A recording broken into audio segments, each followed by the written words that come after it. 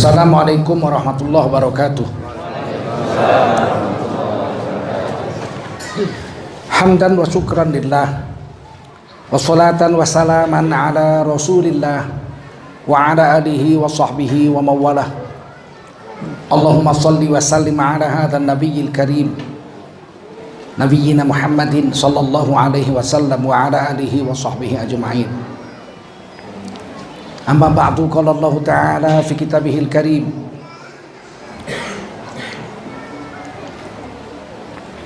a'udzu billahi minasy syaithanir rajim.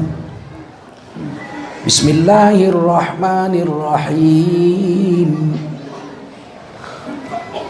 Ya ayyuhalladzina amanu taqullaha wa qulu qawlan sadida yuslih lakum a'malakum wa yaghfir lakum dhunubakum wa man yuti'illaha wa rasulahu faqad faza fawzan 'azima. Qala Rasulullah sallallahu alaihi wasallam, man kharaja fi talabil ilmi fahuwa fi sabilillahi hatta yarji. Baginda Rasul bersabda, siapa keluar untuk mendapatkan ilmu, orang itu adalah orang yang berjihad fi sabilillah sampai dia kembali ke tempatnya. Mudah-mudahan kita semua mendapatkan pahala jihad dari Allah SWT. Amin. Sadaqallahul azim wa sadaqa rasuluhun nabiyul karim wa nahnu ala dzalika minasyahidin wasyakirin walhamdulillahi rabbil alamin. Para ulama, tuan-tuan guru yang dimuliakan Allah SWT, khususnya saudara kami Bapak Al-Ustadz Haji Jalfatullah, bapak-bapak, para nenek mama, cerdik pandai, tokoh adat yang berhadir yang dimuliakan Allah SWT, bapak-bapak, ibu-ibu, hadirin wal hadirat rahimakumullah, khususnya anak-anak muda kami, malam ini banyak hadir. Di pundak kamulah tanggung jawab mempertahankan agama Islam ini di negara kesatuan Republik Indonesia sampai hari kiamat. Kami sudah tua-tua, sebentar lagi kami akan mati. Tapi tanggung jawab menjaga agama ini tetap harus jalan. Tidak boleh agama kita dirusak orang. Apalagi di negeri kita yang terkenal dengan negeri yang beradat bersedi syarak bersedi kitabullah. Hari ini orang-orang yang tidak senang dengan Islam itu banyak. PKI, komunis, anak cucu cicitnya sampai sekarang masih benci dan dendam dengan kita. Orang-orang sekuler yang mau memisahkan agama dengan negara, siang malam bekerja bagaimana agar negara ini tidak beragama. Orang besar negeri ini pernah bicara terang-terangan di depan umum, dalam urusan politik jangan bawa-bawa agama. Lihat itu. Itu udah jelas dia mau memisahkan negara dengan agama. Jadi agama ini hanya dipakai untuk waktu lahir, kawin, mati. Waktu lahir pakai agama, kawin pakai agama, mati pakai agama. Politik jangan bawa agama. Milih pemimpin jangan bawa agama. Menentukan arah negara jangan bawa agama. Ini namanya sekuler. Memisahkan agama dengan negara. Yang satu PKI komunis, yang satu sekuler. Belum lagi liberal. Semua agama sama saja. Kiai Haji bicara di televisi, semua manusia kalau berbuat baik pasti masuk surga. Di akhirat semua manusia yang berbuat baik nanti di akhirat semua pasti akan masuk surga, walaupun apa agamanya, walaupun apa agamanya. Jangan anak-anak muda pikir musuh agama di Indonesia ini tidak banyak. Mereka orang-orang pintar, doktor-doktor, kiai haji. Sanggup bicara begitu di depan umum, di televisi, didengar oleh jutaan orang. Ada satu dokter lagi, menantu kiai besar. Baru saya baca tadi, dikirim orang sama saya tulisannya. Homoseks itu, kaum Sodom, kaum Nabi Lut itu ada di Quran. Al-Quran mengadopsinya dari cerita Yahudi. Al-Quran mengambil dari cerita Yahudi yang belum tentu bisa dipertanggungjawabkan kebenarannya. Kalau ini betul dia yang nulis, ini orang udah murtad dari Islam. Betul? Betul. Dzalikal kitabul la raiba fihi. Ini Quran, kitab suci ini la raiba fihi. Kata kitab tafsir la syakka fihi. Tidak ada ragu-ragu sedikit pun di dalamnya.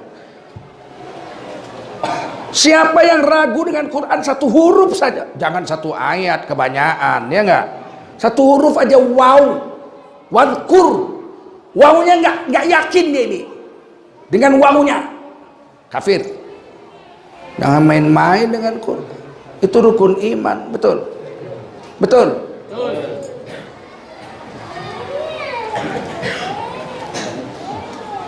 Oleh karena itu anak-anakku, jangan lagi bersantai-santai dalam urusan agama. Semakin hari, saya ini sudah tua, jenggot sudah putih. Saya mulai jadi guru madrasah Muhammadiyah umur 16 tahun. Udah mulai dipanggil Pak Guru, dipanggil Ustadz di Medan umur 16 tahun. Masih SMA kelas 1, pulang sekolah masih pakaian sekolah, ngajar dulu di sekolah. Jam ketiga istirahat, baru pulang naik Vespa, ganti baju batik, ngajar lagi ke sekolah. Musuh Islam itu semakin ngeri 4 tahun ini. Dulu zaman Bung Karno pun begitu, sama. Musuhnya itu juga. Coba kita lihat, Indonesia merdeka 1945 tanggal 17 Agustus, betul? 2 minggu kemudian ya, tanggal 7 September, 3 minggu kemudian, 7 September sampai 9 September diadakanlah Kongres Umat Islam pertama di Indonesia di Yogyakarta. Pimpinan kongresnya Kiai Haji Hasyim Asy'ari, kakeknya Gus Dur, pendiri organisasi massa Islam Nahdlatul Ulama. Keputusan Kongres Umat Islam yang pertama itu salah satunya adalah mendirikan partai politik Islam satu-satunya, diberi nama Majelis Syuro Indonesia, disingkat MASYUMI. MASYUMI, Majelis Syuro Indonesia. Satu-satunya partai Islam, tidak boleh ada 2, 3, 4, tidak boleh. Sepakat ulama waktu itu tanda tangan. Sayang Bung Karno tidak punya uang untuk melaksanakan pemilu secepatnya. Kita sedang sibuk perang sana sini. Baru merdeka 2 bulan Oktober datang tentara Inggris, memboncenglah di dalam kapal induk Inggris itu tentara Nika Belanda, mau menjajah kita lagi. Sehingga 10 November pecah perang jihad yang ditandatangani risalah jihadnya oleh ulama Jawa Tengah dan Jawa Timur, termasuk Yai Hasyim Asy'ari juga menandatangani. Seorang pemuda tampil membakar semangat laskar kita dari radio RRI, namanya Sutomo, Bung Tomo.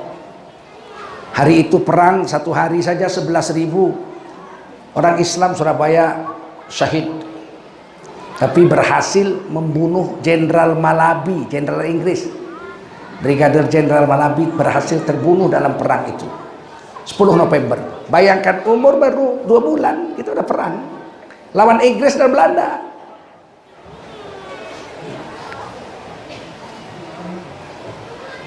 (46, 47, 48) berkecamuk terus.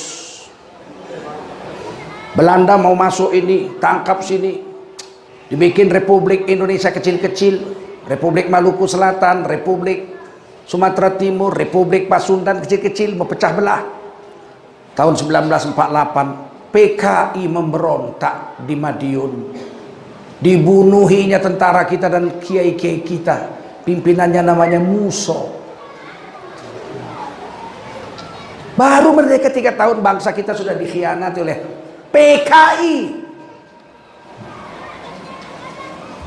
Bung Hatta dan Bung Karno memutuskan diberantas habis, mati semua. Sama musuh-musuhnya mati. 48. Sekarang anak-anak PKI bilang PKI tidak bersalah. Itu fitnah. Jadi kalau gitu yang salah Bung Hatta dengan Bung Karno yang salah, begitu. Musuh yang betul. Inilah tidak tahu malunya PKI ini. 48 habis bersih PKI dibasmi. 49, 50, 51, 52, 55. 5 tahun kemudian barulah Bung Karno ada duit. Jadi 10 tahun setelah merdeka. 45 merdeka, 55 diadakanlah pemilu pertama, pemilihan umum pertama, memilih DPRD, DPR dan DPR RI serta konstituante MPR. PKI nomor 4, itulah hebatnya PKI itu. Tahun 48 dia dibunuh habis bersih. 5 tahun kemudian ikut pemilu, nomor 4 dia menang pemilu.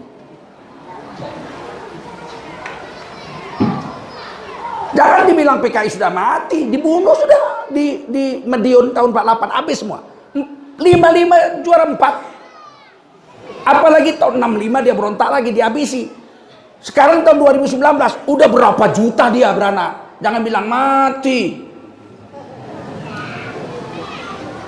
Tahun 55 itu pemenang konstituante itu 4 partai besar, yang besar aja saya sebut. Nomor 1 PNI 58 kursi konstituante MPR RI. Yang kedua Masyumi, Majelis Syura Indonesia 58 kursi konstituante, sama. PNI Masyumi sama kursinya. Yang ketiga Partai NU, Partai Nahdlatul Ulama. Padahal NU itu didirikan oleh Yai Hashim Asy'ari yang berpesan pada tanggal 9 September 1945 tidak boleh ada partai Islam kecuali Masyumi Yai Hashim Asy'ari. Kenapa 10 tahun kemudian NU keluar dari Masyumi bikin partai sendiri? Dilupakan mereka wasiat daripada pendiri NU sendiri, Yai Hashim Asy'ari. Ketika menjelang pemilu 1955 Bung Karno naik haji. Tokoh PKI Subandrio naik haji. Subandrio tokoh PKI naik haji. PKI naik haji. Tapi ketika ditangkap tahun 65 Subandrio ini diadili di pengadilan militer, ditanya sama hakim, "Saudara Subandrio, saudara PKI?" "Tuan Hakim yang mulia, saya bukan PKI, saya sudah haji, saya orang Islam, sudah naik haji loh, sudah naik haji." Kata hakim, "Kamu sholat?" Sholat subuh berapa rakaat?" 6.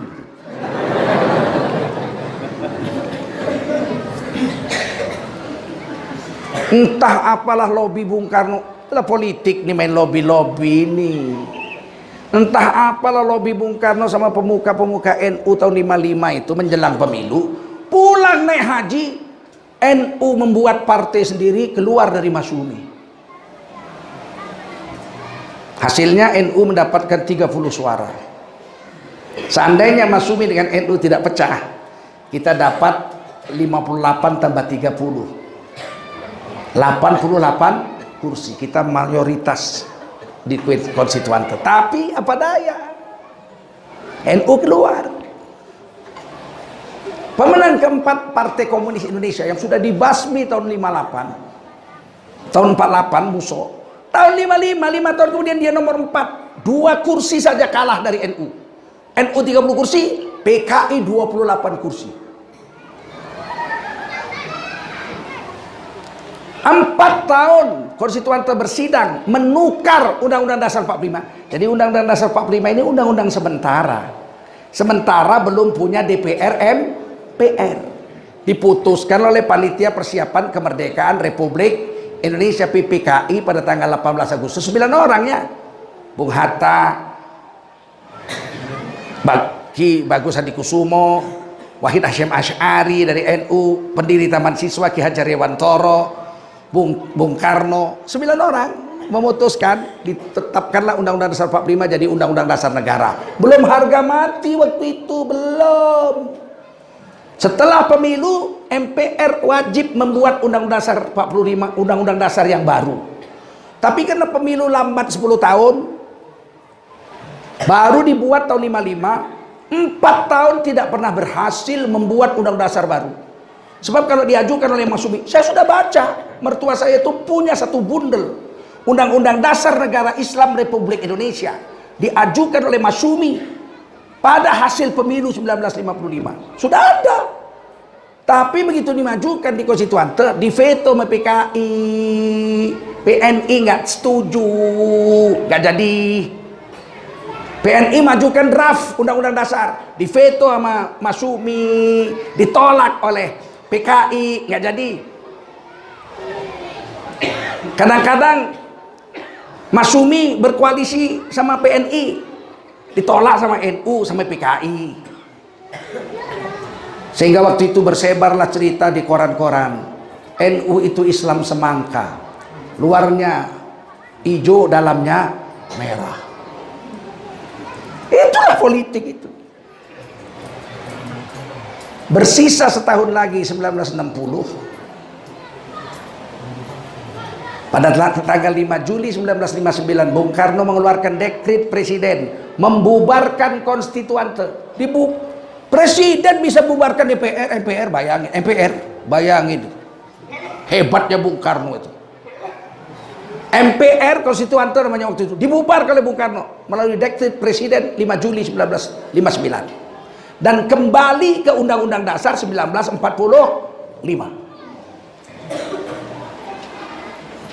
NU mengatakan, kenapa kami waktu itu berkeras menolak Undang-Undang Dasar Islam? Karena kami ingin Indonesia tetap bersatu menjadi NKRI. Itu alasan NU waktu itu. Tahun 1960 Bung Karno membuat kebijaksanaan politik Nasakom. Ulangi semua biar hafal. Nasakom. Nasionalis, agama, dan komunis.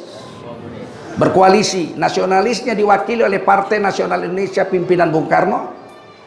Kelompok agama diwakili oleh Partai Nahdlatul Ulama, Partai NU.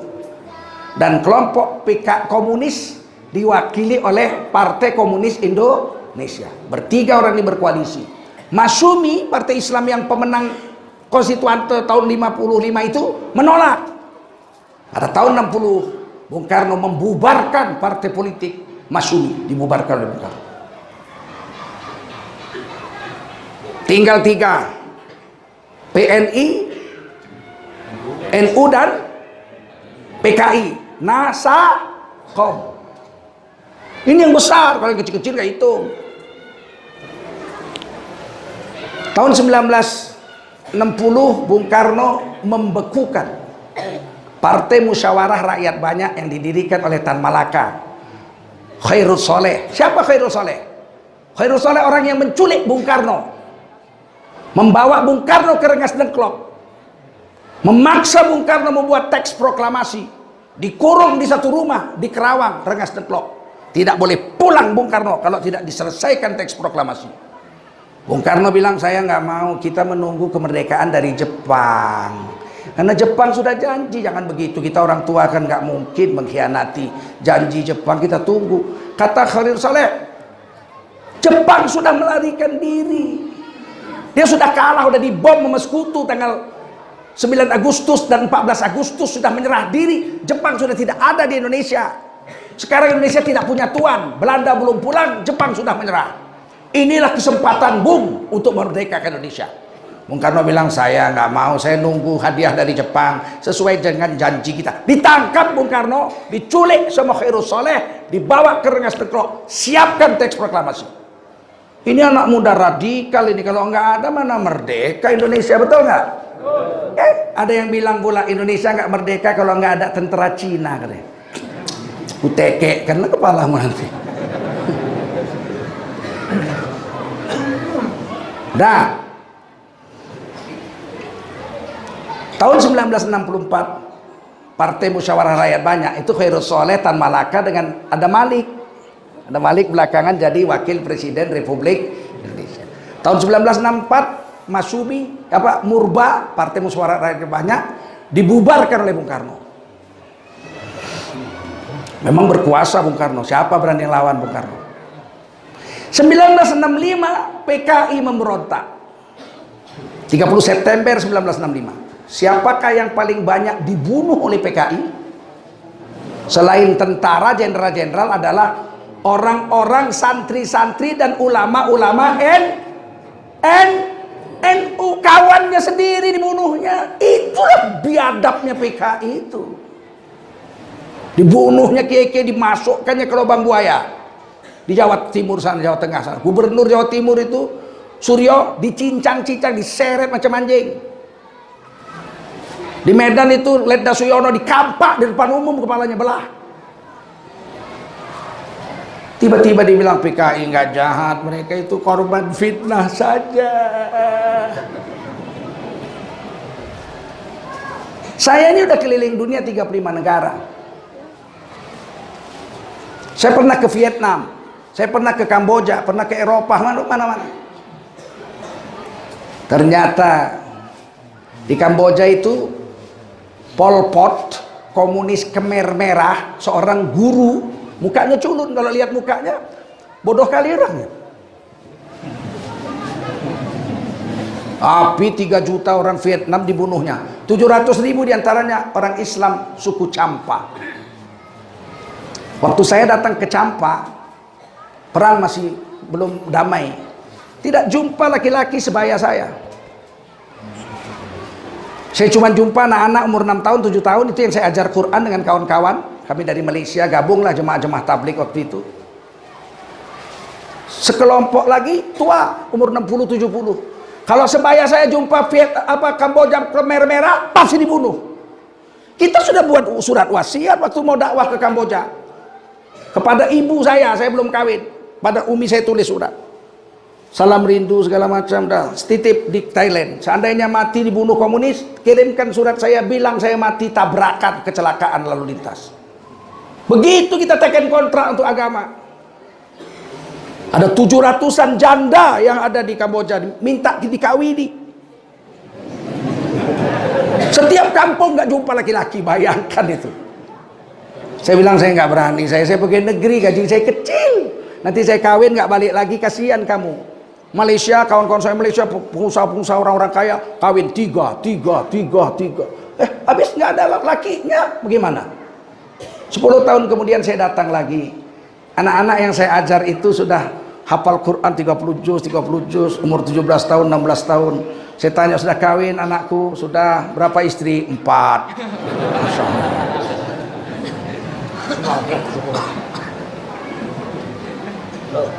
Apakah ada yang gadis dari yang 4 itu? Tak ada, janda semua.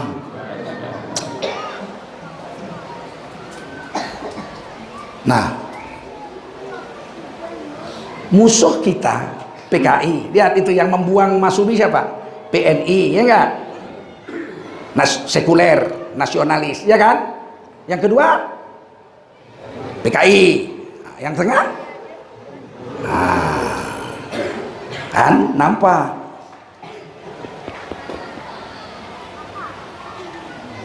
Setelah terjadi itu, tumbangnya Orde Baru, tumbangnya Orde Lama, Bung Karno, masuk Orde Baru. Pemilihan umum tahun 71. Partai Kristen ada, Partai Katolik ada, nomor 3 Partai NU. Nomor 5 Partai Sekber Golkar. Ada Perti, Persatuan Tarbiyah Islamiyah. Ada Marhen. PNI juga, tapi PNI Marhen itu yang nanduk itu. Ada 10 partai waktu itu. Pemenangnya Sekretaris Bersama Golkar. Partai-partai Islam itu Parmusi, Masyumi udah bubar, Parmusi, Partai NU, Partai Perti, ya ini digabung tahun 1973, 3 tahun setelah pemilu, digabung menjadi P3, Partai Persatuan Pembangunan. Partai Kristen, Partai Katolik, Partai Marhaen, Partai PNI, ini digabung menjadi Partai Demokrasi Indonesia. Jadi gak usah heran kalau di PDI banyak Kristen, karena 2 partai Kristen digabung menjadi PDI. Paham? Ini sejarah.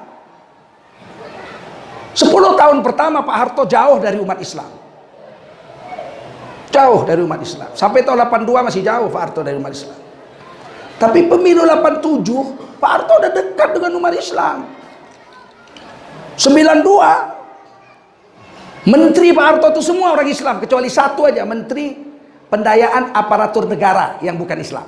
Yang lain Islam 100% itu. Tahun 97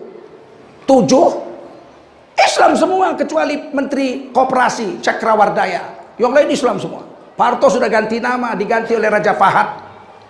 Waktu beliau naik haji, namanya Haji Muhammad Soeharto. Dan istri Pak Harto, Ibu Tin diganti dengan Siti Hartinah Fatimah Soeharto. Bangga sekali Pak Harto. Pakai peci putih, pakai sarung mukul beduk, membikin bank muamalat, bank syariat pertama. Udah dekat dengan orang Islam. Tahun 98 Pak Harto dijatuhkan. Setelah reformasi kita masih menang, astagfirullah, tapi kita lalai. Pemilu 98, pemilu 99 kita berhasil, orang-orang Islam ya, PAN, PKB, P3, PK, waktu itu belum PKS, baru PK ya. Ini partai-partai Islam ini berhasil merebut 43% kursi di MPR. 43%. Itulah memang kekuatan Islam. Meskipun Islam di Indonesia itu 88,7%, ternyata kekuatan Islam yang Islamik dibanding dengan Islam yang nasionalis cuman 44% kekuatan kita. Itu udah gabung semua, P3, PAN, PKB semua udah gabung. Berhasil mendudukkan Gus Dur jadi presiden.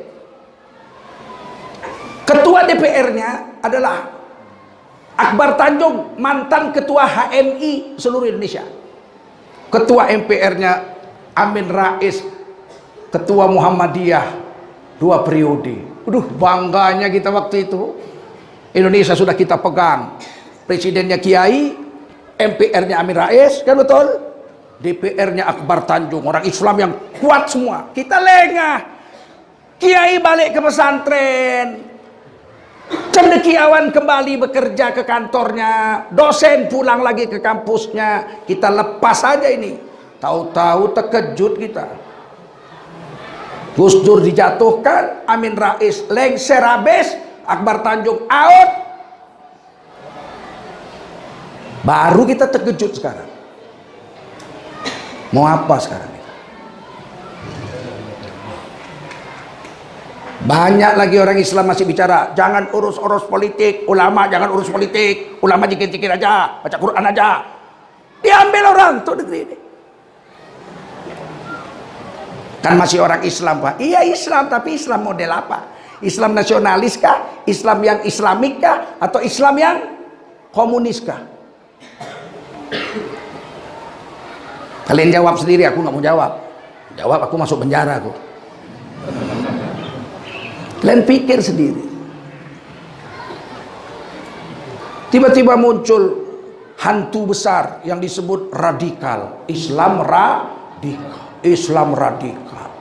Ciri-cirinya pakai serban, keningnya hitam, celananya cingkrang. Akulah itu. Padahal lawak 30 tahun hampir jadi pegawai negeri. Saya dosen 29 tahun 6 bulan. Bapak saya ikut perang melawan Belanda. Di bawah pimpinan keponakannya Tengku Nurdin dengan Syahrul Latif kolonel. Mundur terus karena diserang Belanda terus sampai ke Lau Pakam, perbatasan Aceh Tenggara sana. Jalan kaki, lawak gunung turun gunung. Masa kita mengkhianati negeri ini? Betul. Hari ini saya senang ketemu bapak-bapak, ibu-ibu, berpikirlah kita betapa pentingnya agama ini dijaga. Betul. Hari ini ceramah hanya dicurigai, Ustadz Abdul Somad, adik angkat saya, diusir karena ada radikal. Saya diusir pakai parang, dibilang radikal. Habib menantunya Habib Rizik siapa itu? Habib Hanif diusir. Sodri Lubis ketua FPI diusir, katanya radikal, sorban jubah. Giliran Felix Xiao nggak pakai peci, pakai baju batik, diusir juga, betul? Katanya keras. Giliran Hanan Ataki, lembut, dia bukan main ceramah, diusir juga. Sebetulnya kau mau apa sebetulnya? Sebetulnya nggak suka sama agama, cuma nggak berani ngomong, betul? Dipecah dua dulu. Islam radikal yang akan menjadikan Indonesia seperti Suriah, dan Islam yang lembut, sejuk, adem, ayem, Islam Nusantara. Dipecah dua dulu. Nanti kalau radikal yang sudah habis, percayalah kalian, yang lembut ibu dihajarnya juga, betul? Buktinya tahun 65 kawannya sendiri dimakannya, betul? Kok nggak belajar dari sejarah? Saya menolak keras, ini direkam ini. Kalau dikatakan ada Islam radikal di Indonesia yang akan mengganti NKRI, pembohong besar kau. Akan menjadikan Indonesia jadi Suriah, mustahil. Suriah itu masalahnya pemimpinnya itu yang berkuasa itu Syiah, Nusairiyah 20%. 80% lagi kita Ahlus Sunnah wal Jamaah. Pemimpinnya itu setiap pemilu aneh, nggak pernah kalah dari zaman bapaknya. Coba Hafid Al-Assad seumur hidup asal pemilu menang terus, padahal dia cuma 20% Syiah. Giliran anaknya Bashar Al-Assad asal pemilu menang terus. Menang apa dimenangkan ya? Atau salah input mungkin.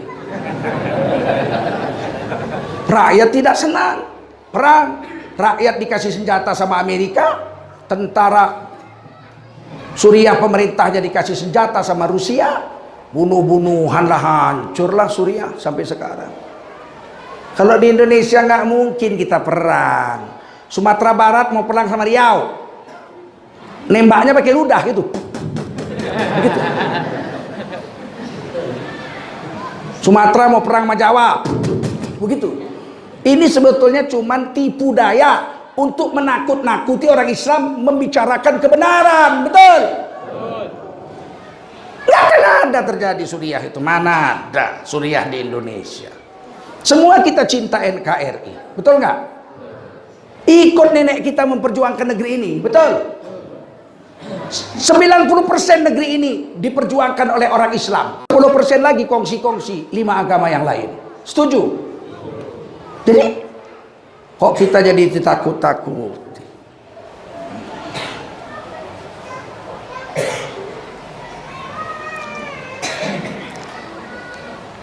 Dituduh radikal karena apa? Salah satunya alasannya di ELC itu. Saya, Ustadz Dr. Haikal Hasan, debat itu ada ngabalin, ya kan?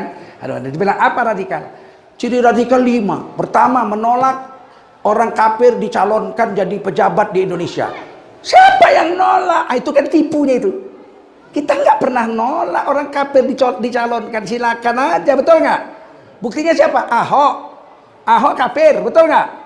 Dicalonkan oleh P3, PKB, PDI, Nasdem, ya kan? Hanura bersatu orang tuh mencalonkan Ahok jadi gubernur Jakarta. PKS dengan PAN mencalonkan Anies. Boleh kok, siapa yang larang? Nyalon dia kok. Putaran pertama menang Ahok. Putaran kedua dia kalah. Orang Islam tidak protes dia dimajukan sebagai calon. Tapi kalau milih terserah kita lah, ya nggak? Betul nggak? Kita nggak mau pilih, kalah lah dia, kan gitu. Kita dituduh radikal menolak calon yang bukan Islam. Kita nggak pernah nolak. Di Sumatera Utara P3 dengan PDI bersatu mencalonkan Jarot jadi gubernur Sumatera Utara, wakilnya orang Kristen, Sihar Sitorus. Kita nggak protes, P3 lagi. Di Jakarta P3 mencalonkan Ahok, di Sumatera Utara mencalonkan Sihar Sitorus jadi wakil presiden, gubernur, bekerja sama PDI. Kita nggak ribut kok. Cuman waktu pemilihan Ya terserah kita mau milih siapa, betul nggak? Menang Edi Rahmayadi, kalah Jarod sama Sihar. Apa itu dibilang radikal? Setuju kita dibilang radikal itu? Nggak setuju kita. Hak demokrasi mau milih siapa. Yang kedua, radikal itu menolak perempuan jadi calon presiden. Siapa yang nolak? Ibu Megawati dicalonkan jadi presiden perempuan, betul? Wakilnya Kiai Haji Hashim Muzadi, ketua umum NU, Muhtasyar NU waktu itu, betul? Siapa yang nolak? Gak ada yang nolak. Cuman waktu pemilihan dia kalah, kan itu masalahnya. Dicalonkan apa enggak? Kok dibilang radikal kita nggak pernah menolak pencalonan kok. Tapi ini digembar-gemborkan sehingga kita sekarang jadi tersudut. Tiba-tiba Tengku Zulkarnain radikal, nyinyir. Maunya ceramah tuh yang adem. Kalau mau adem masuk kulkas kau. Sama otak-otakmu beku, ya nggak? Keadaan begini kok. Salahkah saya menjelaskan ini? Adakah fitnah di sini? Tidak ada, ini kenyataan sejarah. Minum dulu. Dan turun angek sedikit. Bapak Ibu, saya bahagia hadir sini. Ini kampung buyut saya ini. Jadi Syekh Ahmad Khatib Minangkabau itu punya saudara namanya Haji Muhammad Soleh. Haji Muhammad Soleh pulang ke Indonesia jadi mufti di Serdang, jadi imam besar di kerajaan Serdang di Perbaungan, Sumatera Utara. Sedangkan Haji Ahmad Khatib Minangkabau pulang sini sebentar, berapa tahun balik lagi ke Mekah, betul? Kan sempat pulang sini kan? Sempat balik lagi ke Mekah, nggak bisa makan katanya. Balik lagi ke Mekah, jadi imam dan khatib di Masjidil Haram. Tengku Haji Muhammad Soleh punya anak perempuan namanya Tengku Rafi'ah. Tengku Rafi'ah kawin dengan Dr. Raja Saudin dari Pagaruyung. Kakak Dr. Saudin itu, kakak mereka ini menjadi Tengku Permaisuri Kerajaan Serdang dari istana Raja Pagaruyung. Lahirlah anaknya namanya Tengku Rafiuddin, bapak saya. Kenapa kami pakai Tengku padahal kami orang Minang? Karena permintaan Tengku Permaisuri. Janganlah pakai gelar raja lagi, pakailah gelar Tengku, jadilah orang Melayu. Karena Kerajaan Serdang itu, meskipun Raja Serdang itu orang Minang dulu-dulunya, tapi sudah menjadi suku Melayu Serdang. Maka saya jadi Tengku Zulkarnain. Jadi masih buyut kami lah Ahmad Khatib Minangkabau ini, Syekh ini. Muridnya yang paling hebat dari Indonesia dua, satu Muhammad Darwis, satu Hashim Asy'ari. Pulang ke Indonesia, Yai Hashim Asy'ari ngajar di Jawa, di Jombang. Muhammad Darwis ngajar di di Jogja. Beliau kagum dengan dua gurunya. Guru pertama Ahmad Khatib, guru kedua Zaini Dahlan. Diambilnya lah dua nama gurunya itu, Ahmad Dahlan, Kiai Haji Ahmad Dahlan. Sebetulnya namanya Muhammad Darwis, kemudian diganti menjadi Ahmad Dahlan. Dua nama gurunya mufti kerajaan, mufti Saudi bermadzhab Syafi'i, Ahmad Khatib dengan Zaini Dahlan, jadi Ahmad Dahlan. Kemudian tahun 1912 beliau mendirikan organisasi Muhammadiyah. Nahdlatul Ulama berdiri tahun 1920.